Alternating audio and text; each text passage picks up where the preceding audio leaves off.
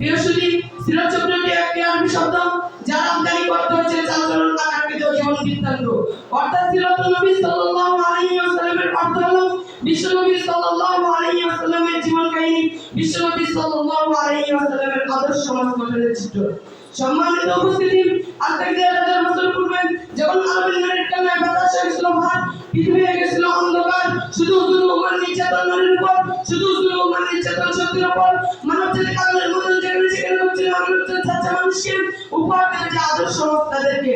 ঠিক তেমনই সময় শান্তি সৌভাগ্য শান্তি চূড়ান্ত পতন ঘটিয়ে অপরান্ত আল্লাহ সহায় এবারের বুকে আগমন করেন সারে কায়নাত নবীর রহমত মানবতার মুক্তির দূত দো জাহানের বাদশা রাসূল আরবি সাল্লাল্লাহু আলাইহি ওয়াসাল্লাম।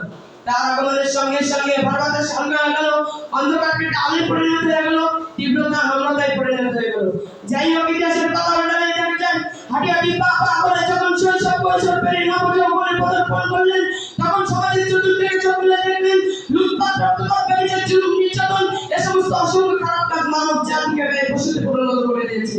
ঠিক তখন থেকেই আল্লাহ তাআলা জানাল্লাহ আল্লাহ তাআলা সময়কে আল্লাহর রাস্তায় কুরবান করে দেন। শুধু ভাবতে থাকেন কিভাবে ইজালের পথে চলা যায়, কিভাবে এই অন্ধকারের মানুষগুলোকে আলোর পথে দেখানো যায়। পারলেন না একটি মুহূর্ত শান্তিতে কাটাবেন, জীবনের শেষ মুহূর্ত পর্যন্ত পারলেন না একটি দিন শান্তিতে থাকতে। এক পর্যায়ে কাপড়ের নির্যাতনের চালাতনে মাটি বিদায় করে মদিনায় হিজরত করতে বাধ্য হলেন।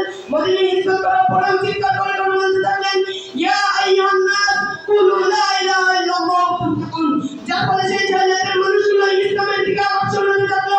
যে জান্নাতের মানুষগুলো আল্লাহর কাবার ভিতর 360 টা মূর্তি রূপে অনুম করে দিন দাও করত, যে জান্নাতের মানুষগুলো কন্যা সন্তানকে জীবনে অর্জন করে দিত দিল।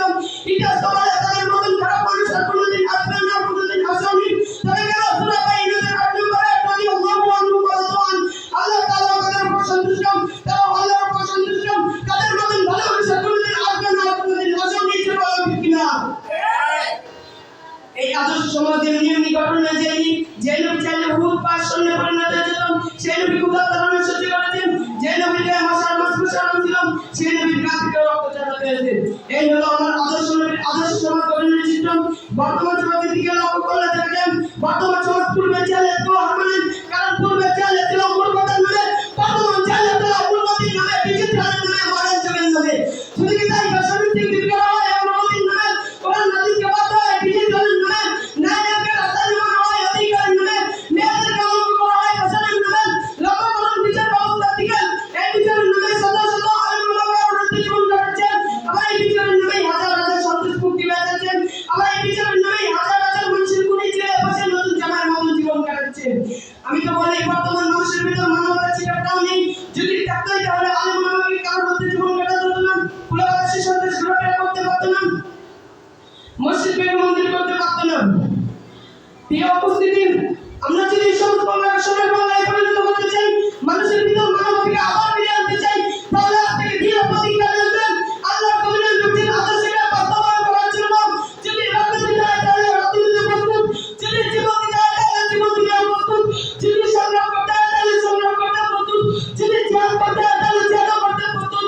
তবু আল্লাহ কবিরের নবীর আদর্শকে কায়েম করে যাব ইনশাআল্লাহ। প্রিয় উপস্থিতি, আমরা যদি নবীর আদর্শকে আঁকড়ে ধরি তাহলে সার্থক আজকের সার্থকভাবে ভাবনা আছে লাভলাভ পরিষদের উদ্দেশ্য এবং আমাদের জীবন। পরিশেষে আমি কবির কণ্ঠে কণ্ঠ মিলিয়ে বলতে চাই, যা ভুল করেছ তওবা করিও, নবীর আদর্শকে আঁকড়ে ধরিও। যদি আঁকড়ে ধরো তুমি নবীর সিরাত, তাহলে পাবে তুমি নির্ভয় জান্নাত। নাসরুন মিনাল্লাহি ওয়া ফাতহুন করিব। আবাশশিরিল মুমিনিন ওয়া আখিরু দাওয়ানা আলহামদুলিল্লাহি রাব্বিল আলামিন।